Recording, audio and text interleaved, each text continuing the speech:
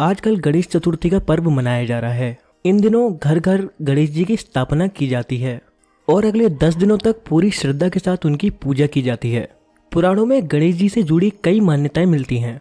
इनमें से एक है गणेश और तुलसी की कहानी। तो आइए जानते हैं इसके बारे में। जैसा कि आप सब लोग जानते हैं, गणेश जी माँ पार्वती और भगवान शिव की संतान हैं। गणेश जी की पूरी आकृति में सबसे सुंदर उनकी सूंड मानी जाती है। इसके अलावा गणेश जी के 2 बड़े बड़े कान हैं और किसी आम व्यक्ति की तरह ही उनका बड़ा सा पेट है। गणेश जी को विघ्नहर्ता भी कहते हैं। हिंदू धर्म में 5 सबसे ज्यादा पूजे जाने वाले भगवानों में से गणेश जी एक हैं।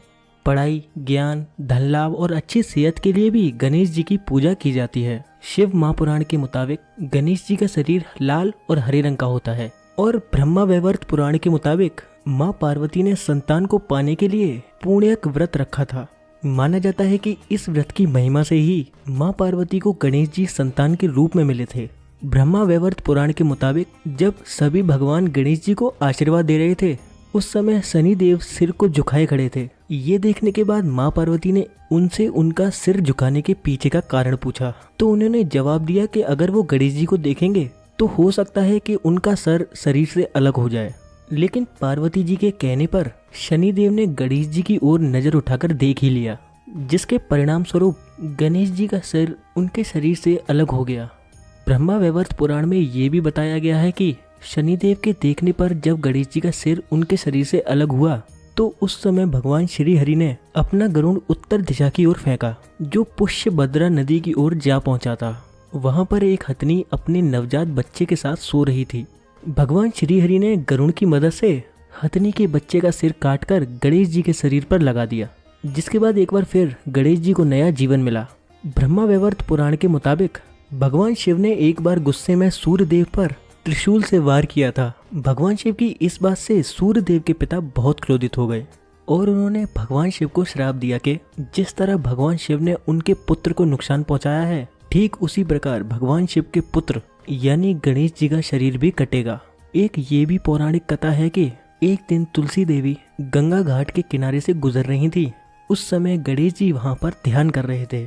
गणेश जी को देखते ही तुलसी देवी उनकी ओर आकर्षित हो गईं और गणेश जी को विवाह का प्रस्ताव दे दिया। लेकिन गणेश जी ने इस प्रस्ताव से मना कर दिया था। गणेश जी से ना सुनने पर तुलसी देवी बेहद क्रोधित हो गईं, जिसके बाद तुलसी देवी ने गणेश जी को श्राप दिया कि उनके 2 विवाह होंगे। इस पर गणेश जी ने भी तुलसी को श्राप दिया कि उनका विवाह एक असुर से होगा।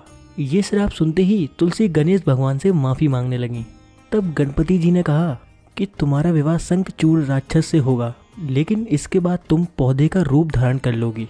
गणेश भगवान ने कहा कि तुलसी कलयुग में जीवन और मोक्ष देने वाली होगी, लेकिन मेरी पूजा में तुम्हारा कोई प्रयोग नहीं होगा।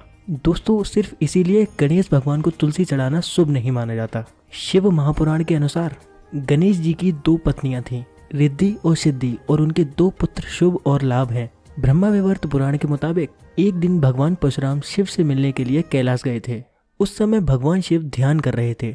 इस कारण गणेश जी ने परशुराम को अपने पिता यानी भगवान शिव से मिलने से रोक दिया। इस बात से भगवान परशुराम काफी क्रोधित हो गए और उन्होंने गणेश जी पर हमला कर दिया। हमले के लिए परशुराम ने हथियार इस्तेमाल किया था, जो हथियार खुद भगवान शिव ने ही उन्हें दिया था। गणेश जी नहीं चाहते थे कि परशुराम द्वारा किया गया हमला बेकार जाए, क्योंकि हमला करने के लिए हथियार खुद उनके पिता ने ही परशुराम को दिया था। उस हमले के दौरान उनका एक दांत टूट गया था। तभी से गणेश जी एक दंत के नाम से पहचाने जाने लगे। दोस्तों, आज की इस वीडियो में इतना ही। मुझे आज्ञा दें, मिलते हैं आपको ऐसे ही किसी ज्ञान से भरी एक और वीडियो के साथ। और हाँ, गणेश चतुर्थी के अवसर पर गणपति बप्पा मोरिया जरूर लिखें। धन्यवाद।